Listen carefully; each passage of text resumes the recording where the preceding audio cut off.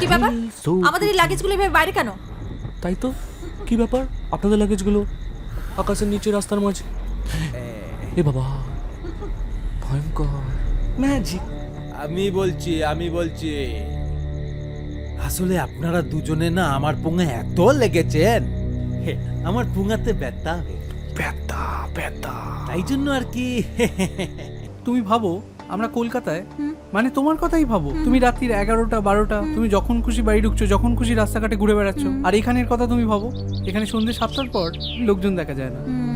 মেয়ে তো অনেক দূরের কথা। তাহলে আর তাছাড়া আমাদের দর্শকরা দেখতে পাবে রাতের সিচুয়েশনটা, গ্রামটা কিরকম দেখতে লাগে, এটাও আমরা পেয়ে যাব। তার সাথে তুমি আরেকটা জিনিস ভাবো, আমাদের পলিটিক্যাল একটা ভিউ আসবে যে গ্রামের কতটা উন্নতি হচ্ছে। ব্যাস, পলিটিক্যাল ভিউ এলে টিআরপি বাড়বে। এই এলাকাটা দেখছেন না, এই এলাকাটার সমস্ত হোটেল এই শঙ্করের। এই অনন্ত, ম্যানেজারকে ফোন করতো। এই না না না না না না, আপনারা অতিথি, আমি ফোন করবো, আমার ফোনে ব্যালেন্স আছে।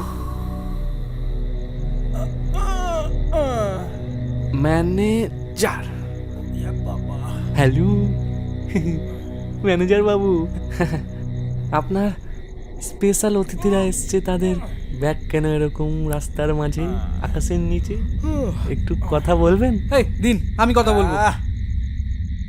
ম্যানেজার বলেছে কথা বলবেন, মানে জিজ্ঞেস করেছে, নাও কথা বলতে পারে। পল্টু কুমার, এত কথা বলেন কেন আপনি?